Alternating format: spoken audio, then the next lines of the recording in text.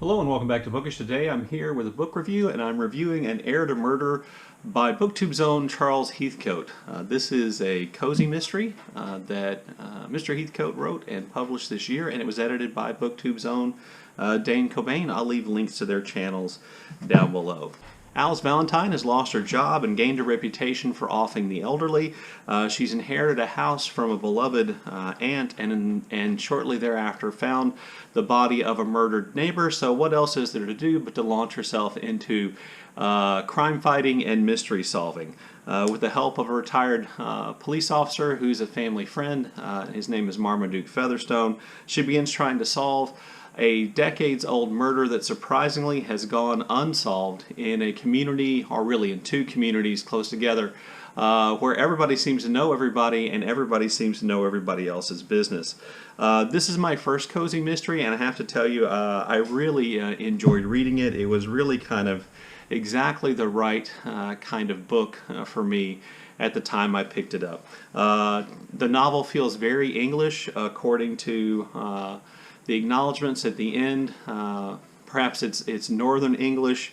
Lots of tea gets made, lots of full English breakfasts get eaten, lots of drinks get shared, people have meetings in gardens. There are very English sounding names for characters and places, and that gives the book, I think, a great deal of charm, which I suppose is one of the characteristics of a cozy mystery. Again, since this is my first, in some ways I'm just learning about exactly that genre and what makes a mystery a cozy mystery. The cast of supporting characters around Alice is interesting, and many of them are quirky, and a surprising number of characters I felt like here were kind of fully realized and we get to know a lot about them. There's Marmaduke Featherstone, Alice's kind of partner in crime solving. He's a retired detective. He always seems to be hungry and almost insatiable ability to eat. His manners are far from the best. His hygiene habits, not all that solid. He is in lots of ways secretive. He has a fairly bad temper. He has a secret that is driving him and is kind of his obsession, and he has a bit of a penchant for hoarding. They're Alice's parents, Primrose and Norman Valentine. Primrose is a really charming character, a mother who is, I think, in some ways determined to hang on to a certain amount of youthfulness.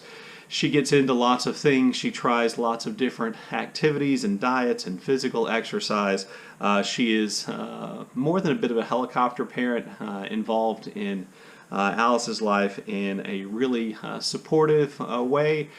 She at one moment can be incredibly consoling to Alice and comforting at the next. She kind of, sets Alice's teeth on edge.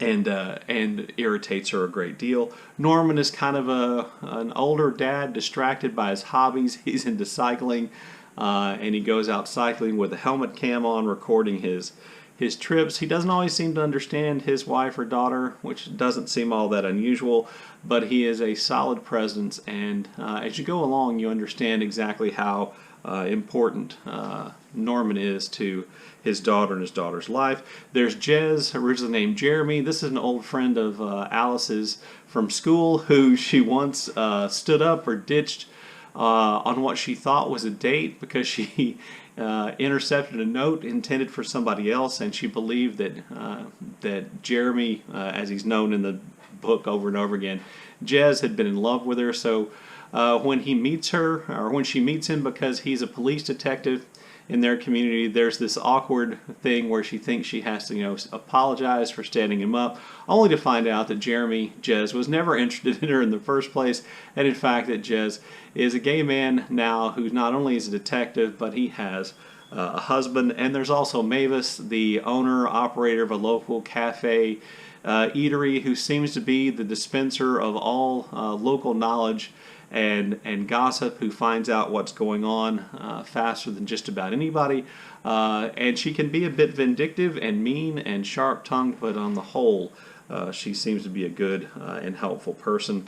All of these characters and others help create the atmosphere of this kind of incredibly tight-knit, closed community, which, like lots of small towns and communities, can be incredibly, at once incredibly judgmental, and on the other hand, incredibly kind of open and a warm place to live and to be.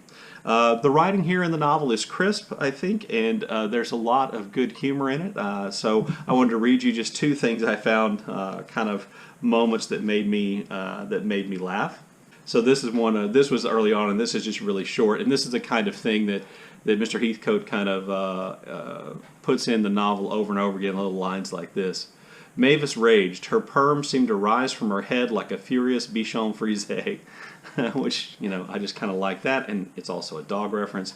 And then later on in the novel, something happening with in Alice's life reminds her of an old kind of lover, boyfriend of hers, and so the look on someone's face reminds her of something. So I'm going to read that passage.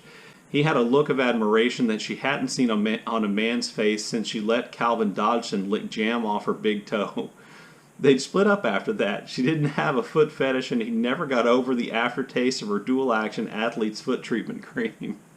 So there's just a number of kind of funny lines. I promise you, those aren't the only two. Those are just the two I found to be the funniest. So there's that. There's humor. There's pretty crisp writing. I think the mystery is complex enough to keep you guessing for a while. You know, it's a cozy mystery. It's not I guess that means it's not the deepest, most complex or darkest murder mystery, but I think it's well handled. I think it's well presented. Now, I'll be honest with you, when I read a mystery, I'm kind of like I am when I go to see a magic show. I'm not interested in how the magician does the tricks. I'm more than willing to be sucked in and led along, and in mysteries, I'll follow all the red herrings happily, because to me, that's part of the enjoyment of the mystery, is not necessarily trying to work it all out or being able to work it all out. It's just going along, and I thought in this way this was was an effective mystery. But the real strength of the novel is Alice Valentine, the main character. Alice is a young woman of 25. She's a millennial right down to her toes. She has angst about her future, but not so much that it becomes irritating. She has memories from her past, which she occasionally tortured herself with. She loves her parents, though at times she is, of course, frustrated with them and bemused by them, but they do help to ground her and bring her back to earth when she maybe goes too far.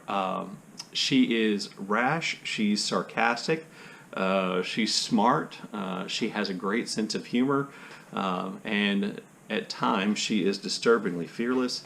She drinks too much, she eats a lot, and she hardly ever obsesses about how that affects her health or her weight, or how that reflects on or affects her attractiveness to men. As a matter of fact, you know, one of the things I found most refreshing about the book is that we go through this entire book and we get to know Alice without really Alice ever having any kind of a love interest. We hear about past boyfriends, and we hear about, you know, I'm not saying she doesn't, you know, have memories of lusting after certain people, but there's no romance here, and there's no need then to. I think this is interesting because there's no need here to complicate Alice with any kind of romantic interest at all, and I think that's really refreshing. You know, there's no ex-husband, there's no ex-boyfriend, there's no love interest which is, you know, affecting the outcome of the book. I found Alice to be completely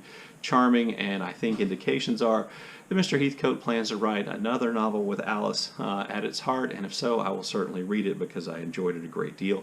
So in the end then, An Heir to Murder was a charming read for me, my first cozy mystery. I'm glad I got to know Alice, and I think if you like cozy mysteries with a lot of charm and humor and characters, then you will enjoy An Heir to Murder.